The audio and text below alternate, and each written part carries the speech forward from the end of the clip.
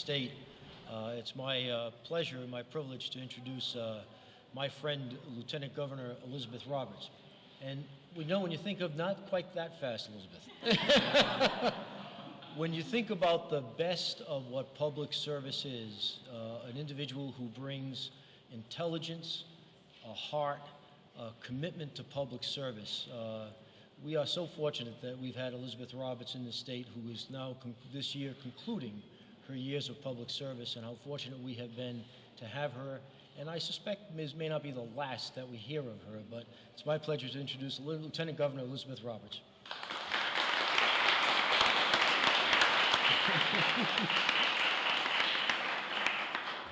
From one lieutenant governor to another. Thank you so much, Roger. And it is really a privilege to be here with this distinguished group.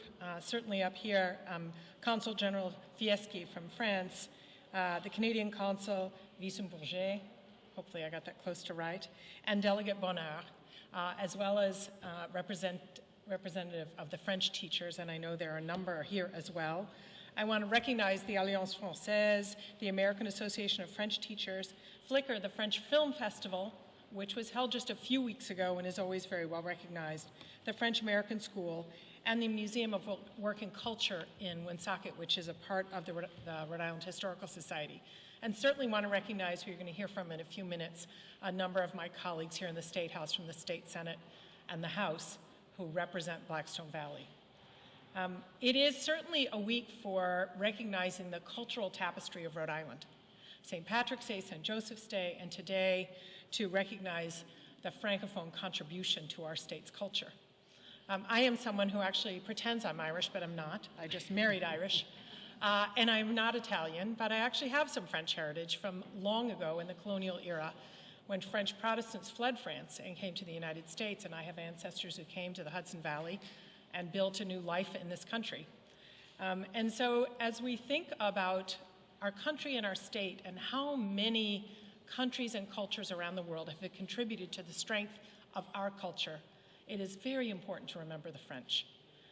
They certainly, we often acknowledge their leadership in culture and the arts, but I think we overlook the contributions they made in industry, certainly in our state, incredible contributions in terms of what and I was talking about this building actually to some of our guests, and how 100 years ago this building was built on the strength of Rhode Island's economy, and so much of that we can look to our French-Canadian community who built so much of the resources of our state.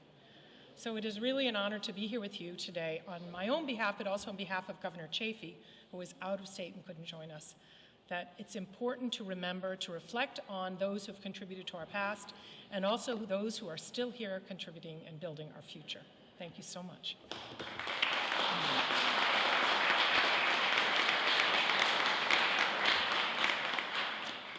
Thank you very much, Elizabeth.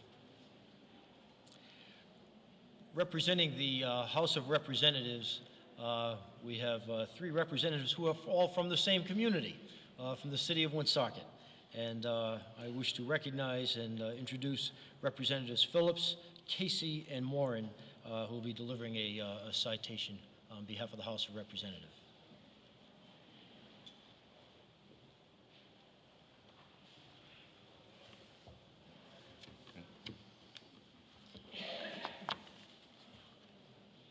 Bonjour et tout bienvenue au Statehouse de Rhode Island.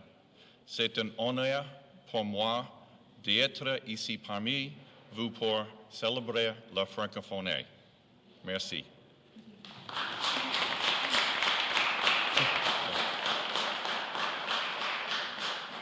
On behalf of the House of Representatives, I'd like to introduce Representative Stephen Casey, Representative Michael Morin, and Michael is going to be reading the citation for the House of Representatives. Good afternoon. Be it hereby known to all that the Rhode Island House of Representatives hereby offers its sincerest congratulations to League of Francophone Organizations of Rhode Island in recognition of the Francophone flag raising ceremony at the Rhode Island State House on March 20th, 2014, celebrating the rich and diverse Francophone culture in the state of Rhode Island.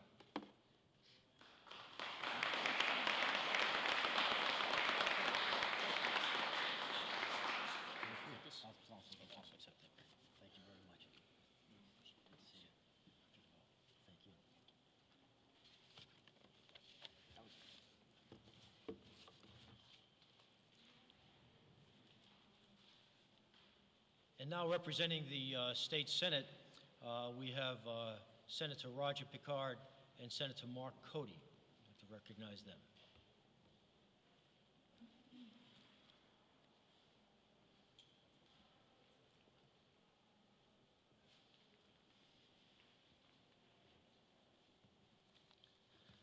Good afternoon, everyone. It's certainly an honor for Senator Picard and I to be here today to join you in celebrating the International Day of Francophonie here in Rhode Island and across the world, and to bring the greetings of the State Senate to our distinguished guests from France and Canada who are here with us today. And also we have a special presentation, as our House colleagues did, to the League of Francophone Organizations of Rhode Island for their promotion of the French culture and language, recognizing that French is the official language in 33 countries across 5 continents in this world, as well as the second most studied foreign language in the world. So Roger has a citation. So on behalf of the Rhode Island State Senate, we'd like to present to you this citation, which reads, "Be it hereby known to all that the Rhode Island State Senate hereby offers its sincerest congratulations to the League of Francophone Organizations of Rhode Island in recognition of the celebration of the 2014 International Day of Francophonie.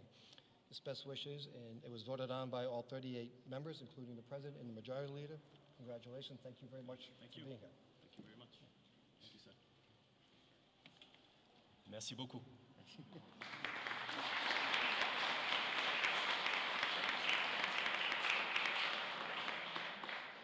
Thank you very much, Senators.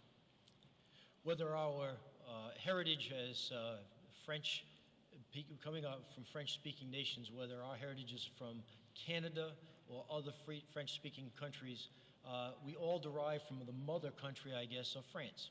And in fact, my position, my capacity in which I stand before you is to serve as the Honorary Consul of France in Rhode Island.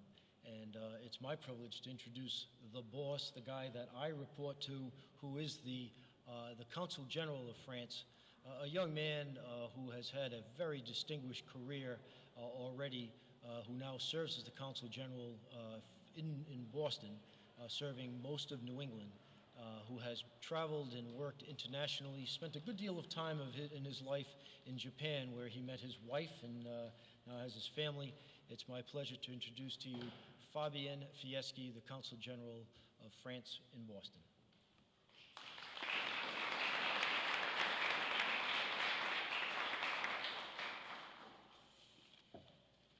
Bonjour à tous. Merci, Roger. Dear Lieutenant Governor Roberts, dear Representatives Phillips, Casey, and Morin, dear Senator Coty and Picard, cher Roger Bégin, chers amis francophones et chers amis de la francophonie, c'est un grand plaisir pour moi de participer une nouvelle fois à cette cérémonie célébrant la francophonie dans le Rhode Island, ce 20 mars 2014, qui est la journée internationale de la francophonie. On March 20, all French speakers and all lovers of French-speaking cultures all over the world celebrate the International Day of Francophonie. The recognition of the flag of Francophonie and of the Day of Francophonie in Rhode Island is a celebration of the important contribution that people of French descent or from French-speaking cultures have brought to the wealth and cultural diversity of the ocean state over the centuries. There is an estimated 2 million people who speak French at home in the United States. And of course, from the first settlements of French Huguenots and of displaced Acadians, to the encampments of the fellows of Lafayette, Rochambeau, and de Grasse, or to the waves of French-Canadian immigrants and workers during the Industrial Revolutions, or to the more recent immigrants from Haiti or Western Africa, Rhode Island has a very rich French heritage. But what is Francophonie today? Francophonie brings together more than 220 million people on 5 continents. 60% of them are under 30. They are supported by more than 900,000 teachers of French. And as was said, 33 countries have French as an official language, and 77 countries, 1/3 of the whole United Nations membership, participates to the movement of Francophonie. So Francophonie is about language, it's about heritage, it's about culture, but speaking French is also an opportunity to connect with the world, to discover new cultures, to meet with different people, to study abroad, and to do business. Last year, I came to Providence for a special occasion to bestow the Legion of Honor upon the former president of the University of Brown University, Dr. Ruth Simmons. She told me that when students came to her for guidance about their future, she would tell them, learn French. Because her own experience of learning French was so decisive in her early years of formation that it literally changed her life. And when I visit the campus of University of Rhode Island and exchange with students who master in international relations, chemistry, fashion design, or medicine, but who are also fluent in French and are preparing for a study abroad program in France, I can't help thinking Dr. Simmons is right, and those students have a bright future and all doors open in front of them. And I would say the same also for the children studying at the French-American School of Rhode Island, and it's the same also for the students of the Alliance Française. With the holding of the annual meeting of the American Association of Teachers of French in July 2013, Providence was for a time the beating heart of French teaching and learning in the United States. In 2014, the heart of French, American, and Canadian friendship will continue to beat, but for another reason. France will host this year large commemorations for both the 100th anniversary of the beginning of World War I and for the 70th anniversary of D-Day. We are here today to underline the contribution that people who have the French language in common have been making on this side of the Atlantic, and in this state in particular. But be certain that the French people remember those young Americans and Canadians who came to France when we needed them the most. For me, believe me, there is nothing more moving and humbling than to award the Legion of Honor to World War II veterans and to discover that they speak French and are proud to have helped France, not only as the first ally of the United States, but also as the country of their ancestors. So I want to congratulate the state of Rhode Island and its people for keeping high the colors of Francophonie in this beautiful state. And I want to invite you to enjoy the many events in French organized during this month of Francophonie in Rhode Island. Donc à tous les francophones de Rhode Island, je veux souhaiter de bonnes festivités. Parlez français, soyez fiers d'être francophones, partagez le plaisir de la langue française, amusez-vous, et puis longue vie à la francophonie dans le Rhode Island. Merci à tous.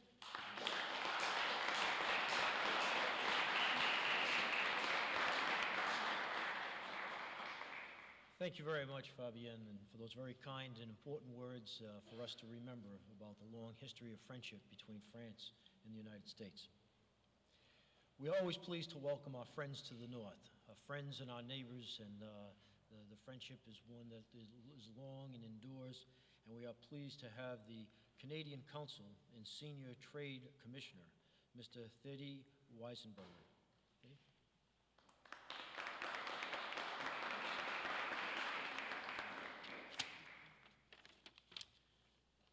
Lieutenant Governor Roberts, distinguished guest and dear host, thank you very much for the honor to be here.